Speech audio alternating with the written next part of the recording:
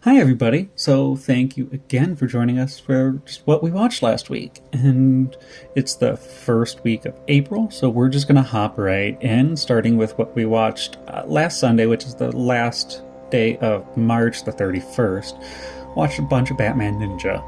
And I mean, what do I have to say about Batman Ninja other than, like, who let Japan make a Batman movie? Because please, please, please let them do it again.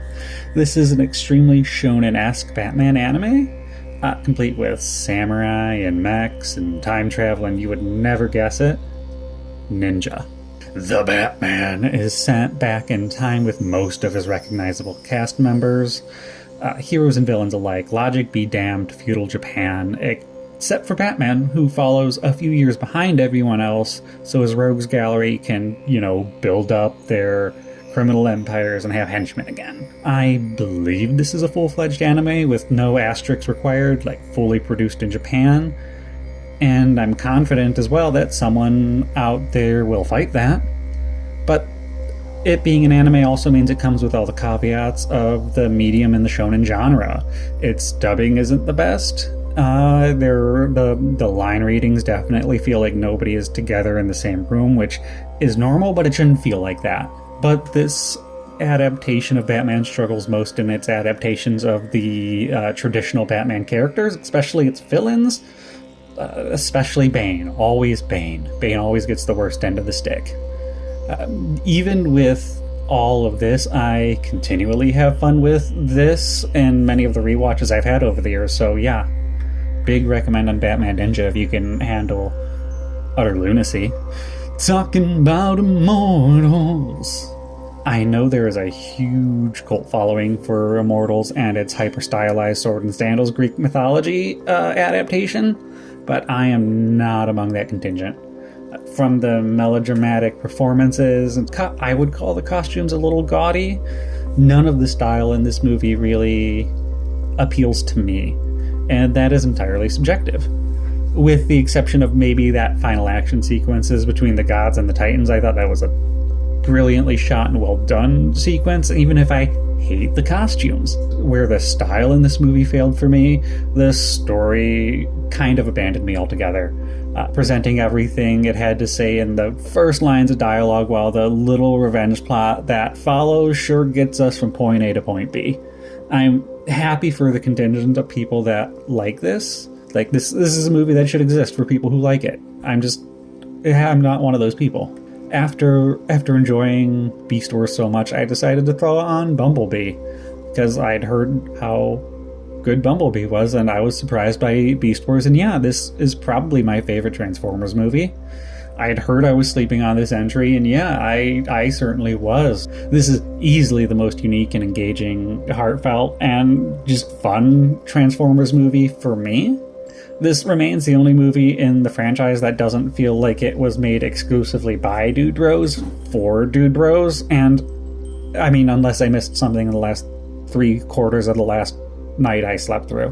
Making BumbleBee the MacGuffin of the movie also makes the stakes a little more intimate without losing the sense of danger that you always want to have in these kind of action-adventure movies, or the sense of danger the Transformers movies never want you to lose anyway. There's a really genuinely heartwarming B-plot surrounding the human protagonist just wanting to be understood by their family, and I will always appreciate those B-plots. I've never been eager to return to the Transformers movies until now. I am very excited to give this another shot in the future. And this popped up on Shudder a few weeks ago, and I'd heard about it a very, very long time ago, thanks to, I believe it was Cinema Massacre I would have first heard of this from. But Cemetery Man, it's this 1994 Italian horror movie.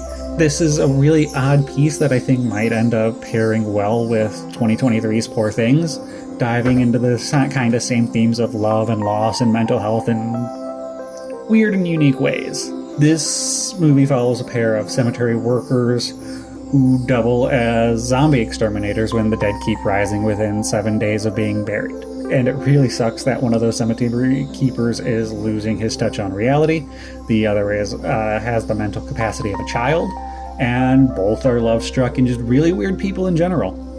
I can't imagine a thing the director would want to change, because everything in this movie is so ridiculously unique. I thought all the characters were performed as well as any other at the time might compare to, and it's hard to say any character stands out in particular except maybe this iteration of Death. It's incredibly different.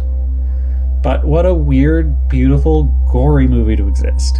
And this is technically TV, but it's a 2.5 hour long production of Shakespeare with, and I would say, Hollywood levels of production value. The Hollow Crown is a series that the BBC put together, I believe, as just very straightforward Shakespeare adaptations.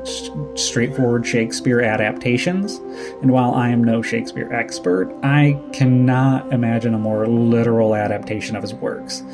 Everything appears to be so carefully and precisely crafted. But any problems I would have with this movie would be problems with Shakespeare, not this adaptation.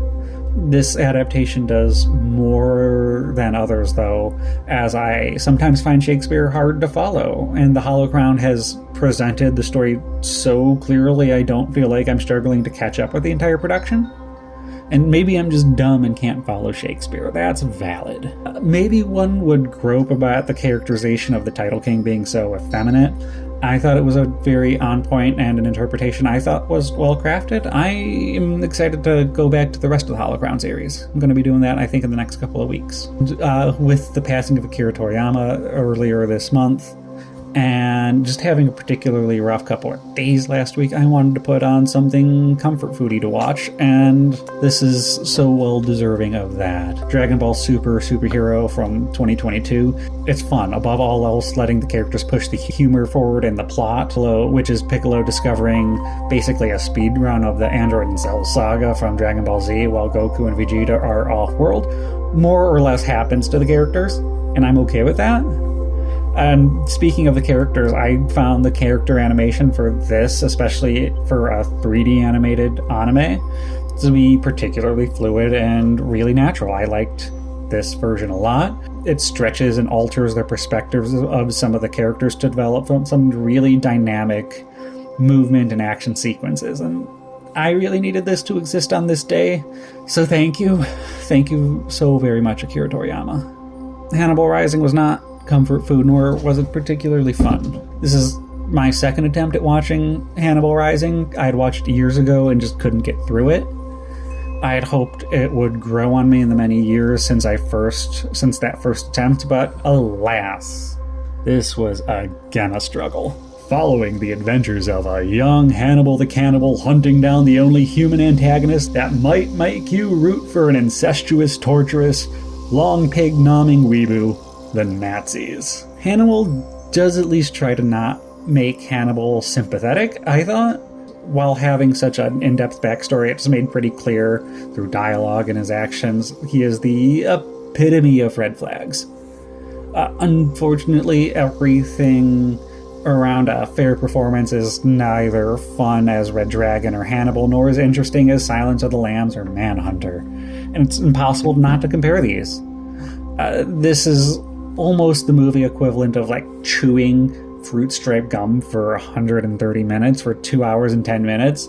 Just chewing and nothing, and now my jaw really hurts. And I believe Professor Lecter would be pretty ashamed for this movie's lack of flavor.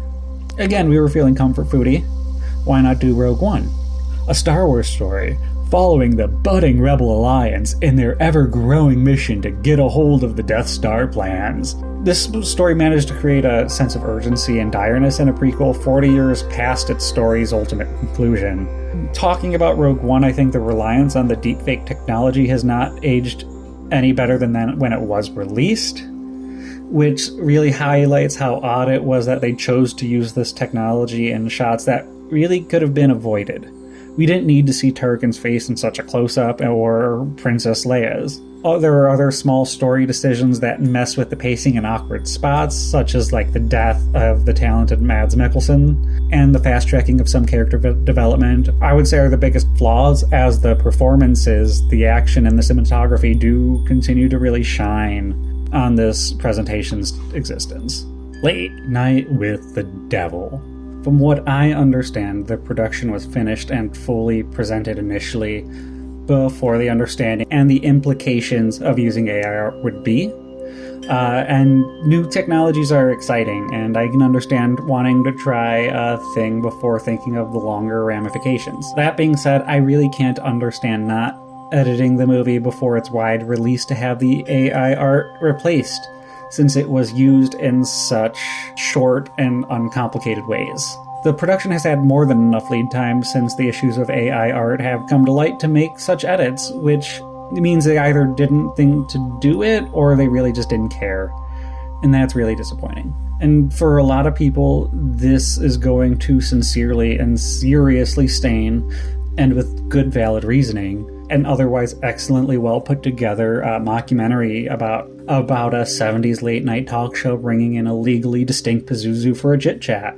Every performance feels natural and of its time. Special shout out to Rise O'Terry's Gus, who puts in this incredibly subtle performance in the background of just about every sequence. I thought the tension was really humorously wound throughout the series of interviews before that really energetic finale that made the experience feel way more shorter than its already short runtime. I have really complicated feelings about this movie's existence in its form as is, but by Mr. Wriggles, I am really glad this story exists. And this week's big new release, at least for me, was MonkeyMan. And it's hard not to compare this, probably unfairly, to John Wick. Between the neon aesthetics and the one-man army fighting style, that straightforward revenge plot, I think mix all of that with the structure of a 70s and 80s martial arts motion picture, and you have a really brilliantly executed, if maybe a little uneven directorial debut from Dev Patel. I do think many of the action sequences really, really shine, but others feel a little sloppy. And the more I think about it, the more that feels like it might be intentional, because Dev Patel can absolutely do the action sequences. That's another problem I have with the movie in another way, but I think the choppy editing of the fight sequences in the boxing ring are maybe meant to imply a more savage fighting style and to make it feel a little more hectic. I still didn't like those sequences though. My other major gripes, I have weird issues with Dev Patel's use of imagery. He puts a lot of focus on that monkey mask and then throws it out immediately as soon as the final action sequence starts, because you want to make sure we know it's Dev Patel doing those scenes. But I think it would have been really awesome to just have a masked Dev Patel doing all of that action and then have him take off that mask for that final fight. I thought that would have been fantastic. Any other real gripes that I would have with MonkeyMan would be leveled at the larger action genre as a whole, though, because, believe it or not, I thought MonkeyMan did have a lot of tropes in it.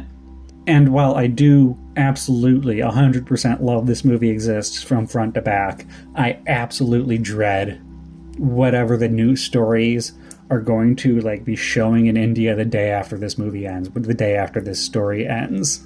That's everything I have on Letterboxd. The only other thing I really got to finish this week was Invincible Season 2, starring Steven Yeun on Amazon Prime. And if you're unfamiliar with Invincible, it's one of the very popular right now Superman subversion genres between this and The Boys.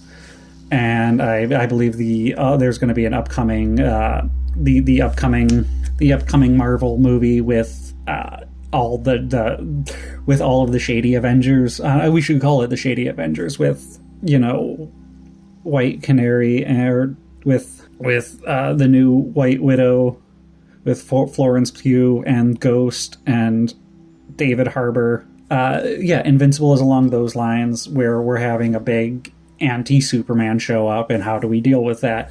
And of the Superman subversion genre, which has become its own genre, I would say Invincible is probably my favorite. I feel like it is the most in tone with what actually Superman is, and it is trying to tell kind of the same morals of Superman from a different take, as opposed to The Boys, which definitely sometimes feels like it wants to just be angry and edgy and be like, yes, capitalism is bad, but also, look at how cool it is. I don't know what that actually says about Invincible Season 2, but I liked it a lot. And Invincible Season 2 took everything the first season did and I would argue did it better. And the first season did everything it did really well, except for maybe some of the animation, but animation is expensive. Yeah, that's what we watched last week, and, the last Sunday of March. Thank you for being here, and thank you for being here. Thank you for seeing me. Now get out of here.